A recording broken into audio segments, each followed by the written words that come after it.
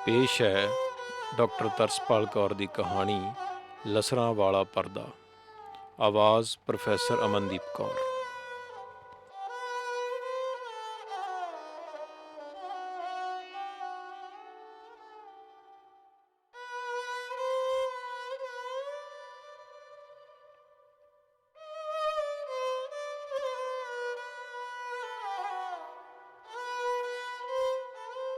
ਅੱਜ ਫੇਰ ਜਦੋਂ ਮੈਂ ਉੱਥੋਂ ਗੁਜ਼ਰੀ ਤਾਂ ਉਸ ਹਰੀਆਂ ਵੇਲਾਂ ਵਾਲੀ ਕੋਠੀ ਦੇ ਪਰਦਿਆਂ ਨੂੰ ਲਹਿਰਾਉਂਦਾ ਵੇਖ ਕੇ ਮੇਰੇ ਮਨ 'ਚ ਉਸ ਕੋਠੀ ਦੀ ਚੁੱਪੀ ਦੀ ਧਾਰਨਾ ਥੋੜ੍ਹੀ ਜਿਹੀ ਹਿੱਲ ਗਈ।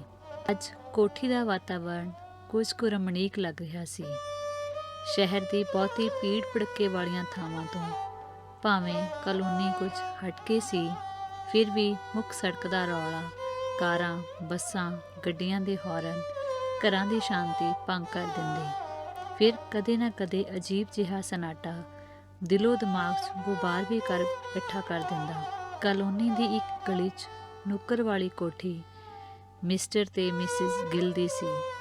ਮਿਸਿਸ ਗਿੱਲ ਜੋ ਵਿਆਹ ਤੋਂ ਪਹਿਲਾਂ ਸਿਰਫ ਮਿਹਰ ਸੀ, ਪਰ ਮਿਸਟਰ ਗਿੱਲ ਨਾਲ ਵਿਆਹੇ ਜਾਣ 'ਤੇ ਮਿਸਿਸ ਮਿਹਰ ਗਿੱਲ ਹੋ ਗਈ। ਪਰ ਕੋਠੀ ਦੀ ਅਜੀਬ ਜਿਹੀ ਚੁੱਪ ਹਰ ਲੰਘਣ ਵਾਲੇ ਦੇ ਮਨ ਨੂੰ ਚੁੱਭਦੀ।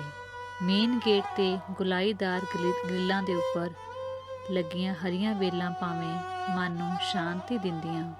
ਮੇਰਾ ਵੀ ਅਕਸਰ ਇਹੀ ਰਸਤਾ ਹੁੰਦਾ ਜਦੋਂ ਵੀ ਮੈਂ ਮਾਰਕੀਟ ਜਾਂ ਉਸੇ ਕਲੋਨੀ ਵਿੱਚ ਰਹਿੰਦੀ ਸਹੇਲੀ ਕੋਲ ਜਾਣਾ ਹੁੰਦਾ।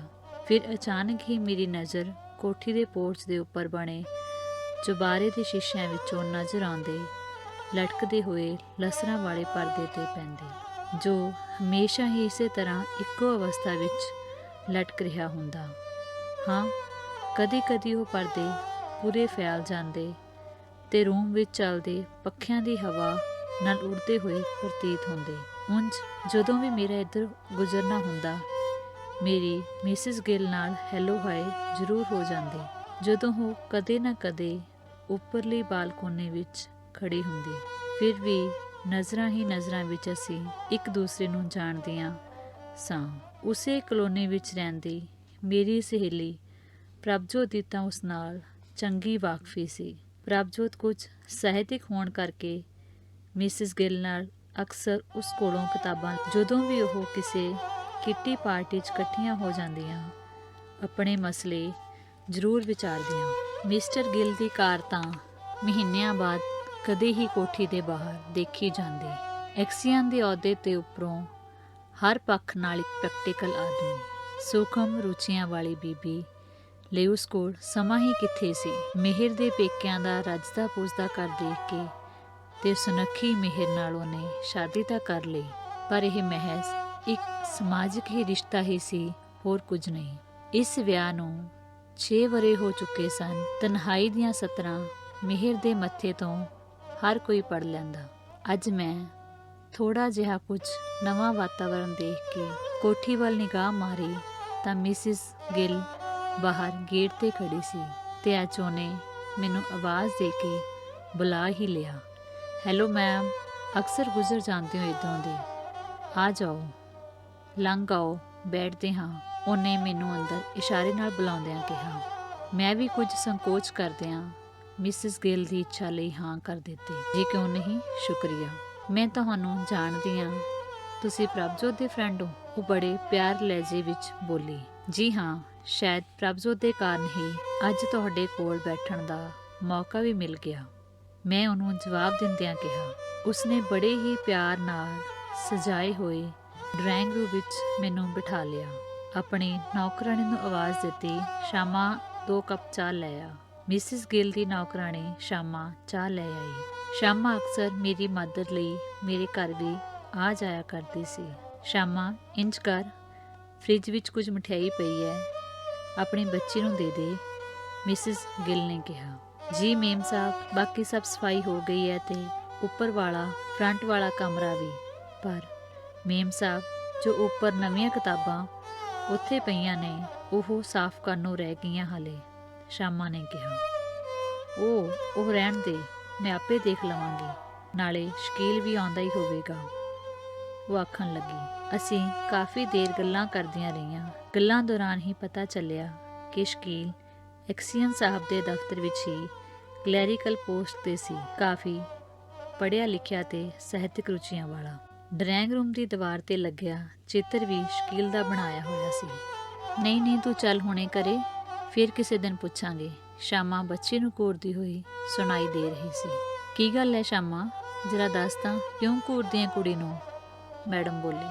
ਸ਼ਾਮਾ ਮੇਰੇ ਤੋਂ ਕੁਝ ਸੰਕੋਚ ਜਿਹਾ ਕਰਦੀ ਬੋਲੀ, ਮੇਮ ਸਾਹਿਬ ਰੋਜ਼ ਜਿੱਦ ਕਰਦੀ ਹੈ ਕੁੜੀ।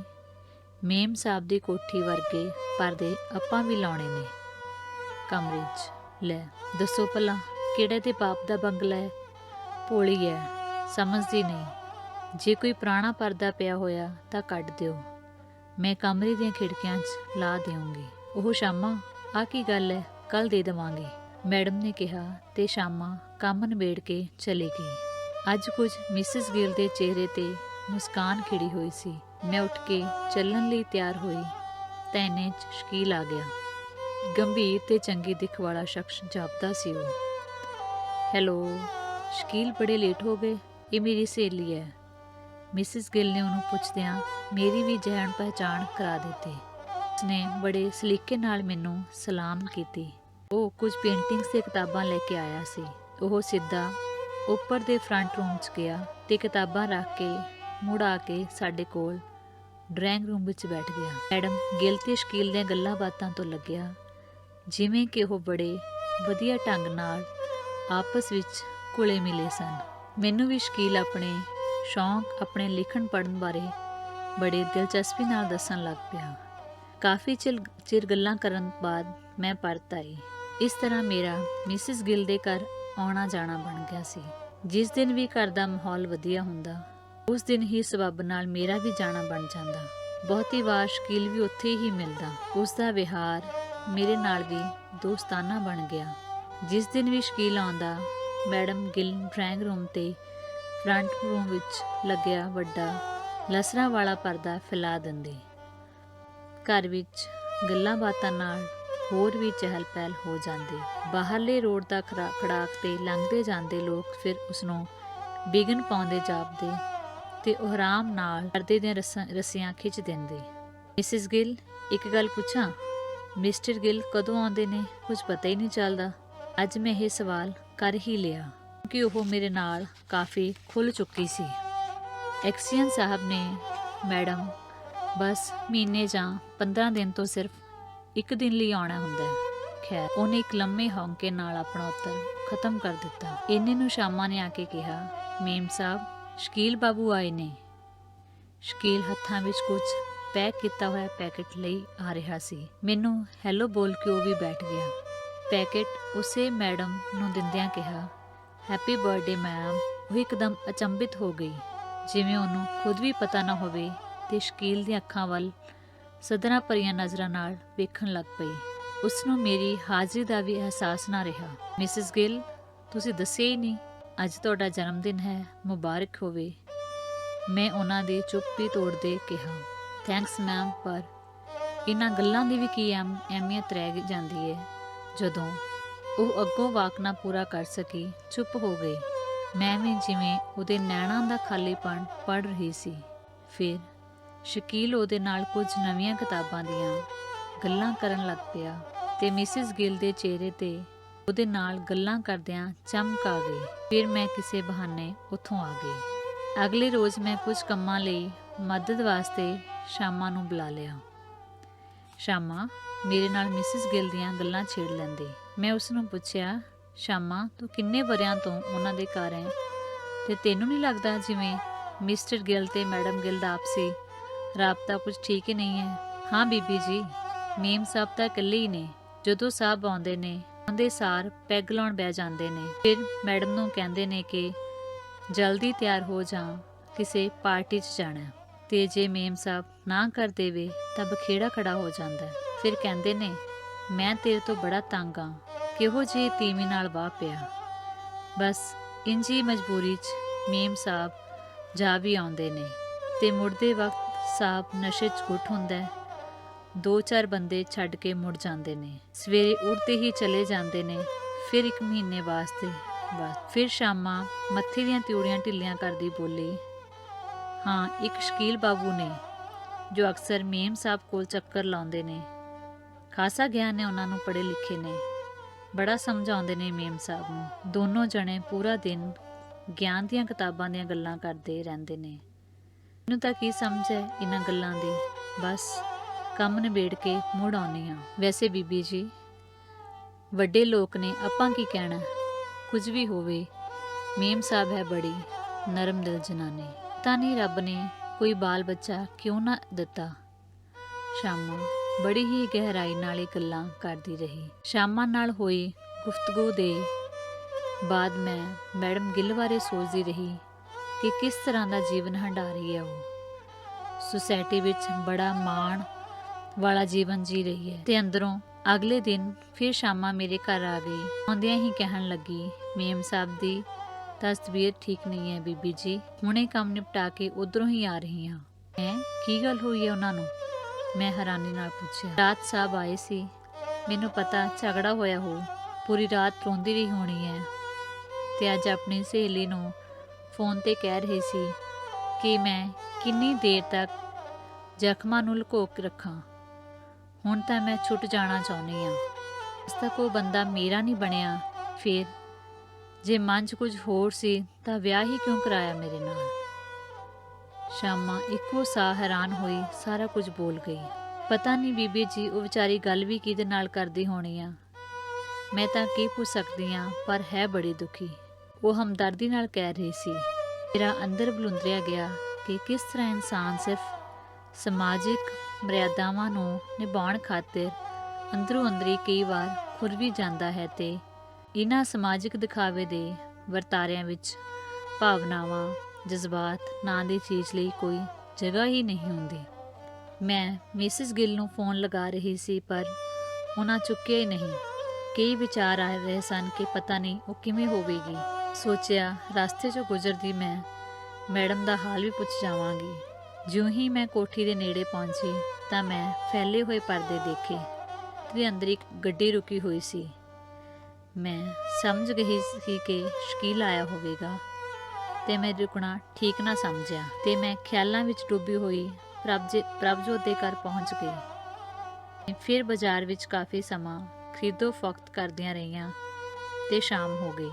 ਵਾਪਸ ਮੁੜਦੇ ਫਿਰ ਮੇਰੀ ਨਜ਼ਰ ਪਰਦਿਆਂ ਤੇ ਗਈ ਤੇ ਮੈਂ ਘਰ ਹੀ ਆ ਗਈ।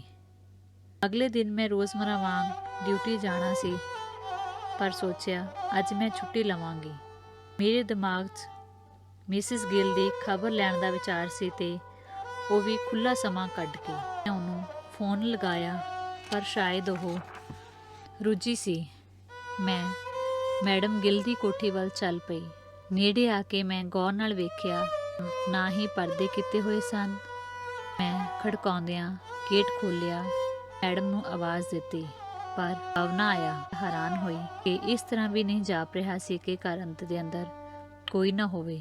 ਮੈਂ ਜਿਉਂ ਹੀ ਲੌਬੀ ਦੇ ਦਰਵਾਜ਼ੇ ਤੋਂ ਅੱਗੇ ਹੋਈ, ਮਿਸਿਸ ਗਿੱਲ ਲੌਬੀ ਦੇ ਇੱਕ ਪਾਸੇ ਲੱਗੇ ਹੋਏ ਪਲੰਘ ਤੇ ਲੇਟੀ ਹੋਈ ਸੀ। ਸ਼ਕੀਲ ਉਸ ਵੱਲ ਨੂੰ ਝੁਕਿਆ ਹੋਇਆ ਉਸਦੇ ਮੱਥੇ ਤੇ ਪਾਣੀ ਦੀਆਂ ਪੱਟੀਆਂ ਰੱਖ ਰਿਹਾ ਸੀ। ਮੈਨੂੰ ਵੇਖ ਕੇ ਮੈਮ ਨੂੰ ਕੋਈ ਹਿਚਕਚਾਹਟ ਨਾ ਹੋਈ। ਉਹਨਾਂ ਮੈਨੂੰ ਹੈਲੋ ਕਿਹਾ ਤੇ ਸ਼ਕੀਲ ਨੇ ਮੈਨੂੰ ਕੁਰਸੀ ਤੇ ਬੈਠਣ ਲਈ ਕਿਹਾ। ਇਹ ਤਵੀਤ ਮੈਮ, ਇੰਨੀ ਸਿਹਤ ਖਰਾਬ ਇੱਕਦਮ ਕਿਵੇਂ? ਮੈਂ ਪੁੱਛਿਆ।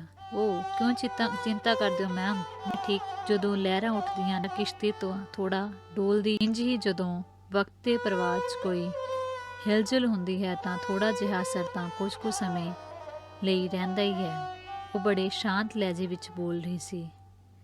ਇੰਝ ਜਾਪ ਰਿਹਾ ਸੀ ਜਿਵੇਂ ਵਰ੍ਹਿਆਂ ਦਾ ਕੋਈ ਭਾਰ ਉਤਾਰ ਰਹੀ ਹੋਵੇ। ਕਿੰਨੀਆਂ ਡੂੰਘੀਆਂ ਨੇ ਗੱਲਾਂ ਮਿਸਿਸ ਗਿੱਲ ਦੀਆਂ, ਮੈਂ ਸੋਚ ਰਹੀ ਸੀ। ਇੰਨੇ 'ਚ ਹੀ ਸ਼ਾਮਾਂ ਵੀ ਆਈ, ਉਹਦੇ ਪਿੱਛੇ ਉਹਦੀ ਛੋਟੀ ਜਿਹੀ ਕੁੜੀ ਵੀ। ਸ਼ਾਮਾਂ ਨੇ ਸਾਡੇ ਲਈ ਚਾਹ ਬਣਾਈ ਤੇ ਕੰਮ ਕਰਦੇ ਕਰਦੇ ਉਹ ਕੁੜੀ ਨੂੰ ਵੀ ਘੂਰ ਦਿੰਦੀ। ਸ਼ਾਮਾਂ, ਉਹ ਸ਼ਾਮਾਂ ਕਿਉਂ ਘੂਰਦੀ ਰਹਿੰਦੀ ਹੈ ਬੱਚੀ ਨੂੰ? ਕੀ ਮੰਗਦੀ ਹੈ? ਦੇ ਦੇ ਨੂੰ, ਮੈਡਮ ਨੇ ਕਿਹਾ। ਬਸ ਮੇਮ ਸਾਹਿਬ ਰੋਜ਼ ਕਿਸੇ ਨਾ ਕਿਸੇ ਗੱਲ ਪਿੱਛੇ ਕਜ਼ੀਆ ਕਲੇਸ਼ ਪਾਈ ਰੱਖਦੀ ਹੈ, ਸ਼ਾਮਾਂ ਗੁੱਸੇ 'ਚ ਬੋਲੀ। ਫਿਰ ਅਚਾਨਕ ਉਸੇ ਵੇਲੇ ਮੈਡਮ ਨੂੰ ਜਿਵੇਂ ਛੋਟੀ ਕੁੜੀ ਦੀ ਉਸ ਦਿਨ ਵਾਲੀ ਪਰਦਿਆਂ ਦੀ ਮੰਗ ਯਾਦ ਆ ਗਈ। ਹੌਲੀ ਦੇਣੇ ਬੈਠ ਗਈ ਤੇ ਸ਼ਕੀਲ ਦਾ ਹੱਥ ਫੜ ਕੇ ਕਹਿਣ ਲੱਗੀ, ਸ਼ਕੀਲ, ਇਹ ਪਰਦਾ ਲਾ ਦਿਓ ਤੇ ਫਰੰਟ ਰੂਮ 'ਚੋਂ ਵੀ ਉਤਾਰ ਲਿਆਓ। ਸ਼ਕੀਲ ਨੇ ਪਰਦੇ ਉਤਾਰ ਲਿਆਂਦੇ ਤੇ ਮੈਡਮ ਦੇ ਪਲੰਘ ਤੇ ਬੈਠ ਗਿਆ। ਅੱਜ ਜਿਵੇਂ ਸ਼ਕੀਲ ਨੂੰ ਵੀ ਮੈਂ ਕਿਸੇ ਕਿਸਮ ਦੇ ਸੰਕੋਚ ਵਾਲੇ ਵਿਹਾਰ ਤੋਂ ਬਾਹਰ ਦੇਖ ਰਹੀ ਸੀ। ਮਿਸਿਸ ਗਿੱਲ ਮੇਰੇ ਨਾਲ ਅੱਜ ਬਹੁਤਾ ਨੇੜਤਾ ਨਾਲ ਗੱਲ ਕਰ ਰਹੀ ਸੀ ਤੇ ਮੈਂ ਉਸ ਦੀ ਹਰ ਗੱਲ ਨੂੰ ਸਹਿਜ ਹੀ ਸਮਝ ਵਿੱਚ। ਮੈਂ ਸ਼ਕੀਲ ਕੋਲੋਂ ਮੈਡਮ ਦੀ ਸਿਹਤ ਤੇ ਦਵਾ ਦਾਰੂ ਨੂੰ ਲੈ ਕੇ ਪੁੱਛਣ ਲੱਗੀ। ਸ਼ਕੀਲ ਜਿਵੇਂ ਕਿ ਚਿਹਰੇ ਤੋਂ ਹੀ ਬੜਾ ਸੰਜੀਦਾ ਸੀ, ਮੈਡਮ ਦੀ ਸਿਹਤ ਨੂੰ ਲੈ ਕੇ ਹੋਰ ਵੀ ਫਿਕਰਮੰਦ ਲੱਗ ਰਿਹਾ ਸੀ। ਮੈਡਮ ਤਾਂ ਹੱਸਦੇ ਨੱਚਦੇ ਹੀ ਚੰਗੇ ਲੱਗਦੇ ਨੇ, ਰੱਬ ਕਰੇ ਛੇਤੀ ਤੰਦਰੁਸਤ ਹੋ ਜਾਣ, ਉਹ ਦੁਆ ਨਾਲ ਕਹਿਣ ਲੱਗਾ। ਕਿੰਨੀ ਪਾਕੀਜ਼ਗੀ ਜਾਪ ਰਹੀ ਸੀ ਉਸ ਦੀ ਦੁਆ ਵਿੱਚ। ਮਿਸਿਸ ਗਿੱਲ ਨੇ ਸ਼ਾਮਾਂ ਦੀ ਛੋਟੀ ਬੱਚੀ ਨੂੰ ਬੁਲਾਇਆ ਤੇ ਕਿਹਾ, ਗੁੜੀਆ ਤੈਨੂੰ ਇਹ ਪਰਦਾ ਸੋਹਣਾ ਲੱਗਦਾ ਹੈ? ਬੱਚੀ ਨੇ ਖੁਸ਼ੀ ਨਾਲ ਹਾਂ ਵਿੱਚ ਸਿਰ ਹਿਲਾਇਆ। ਅੱਜ ਤੂੰ ਇਹਨੂੰ ਆਪਣੇ ਘਰ ਲੈ ਜਾ, ਮਾਂ ਨੂੰ ਕਹੀਂ ਤੇਰੇ ਕਮਰੇ 'ਚ ਲਾ ਦੇਵੇ। ਇਹ ਕਹਿ ਕੇ ਮੈਡਮ ਗਿੱਲ ਨੇ ਸ਼ਕੀਲ ਦਾ ਹੱਥ ਫੜ ਕੇ ਆਪਣੇ ਹੱਥ ਵਿੱਚ ਘੁੱਟ ਲਿਆ। ਉਸਦੇ ਨੈਣਾਂ 'ਚੋਂ ਹੰਝੂ ਵਹਿ ਤੁਰੇ। ਮੈਨੂੰ ਅੱਜ ਮਿਸਿਸ ਗਿੱਲ ਨਾ ਹੋ ਕੇ ਸਿਰਫ ਮਿਹਰ ਲੱਗ ਰਹੀ ਸੀ। ਉਹਨੂੰ ਹੁਣ ਇਹਨਾਂ ਪਰਦਿਆਂ ਦੀ ਲੋੜ ਨਹੀਂ ਸੀ ਤੇ ਉਹ ਛੋਟੀ ਕੁੜੀ ਉਹ ਲਸਰਾਂ ਵਾਲਾ ਪਰਦਾ ਲੈ ਕੇ ਫੁੱਲੀ ਨਹੀਂ ਸਮਾ ਰਹੀ ਸੀ। ਮੈਂ, ਮਿਹਰ ਤੇ ਸ਼ਕੀਲ ਤਿੰਨੋਂ ਹੰਝੂਆਂ 'ਚ ਵਹਿ ਤੁਰੇ।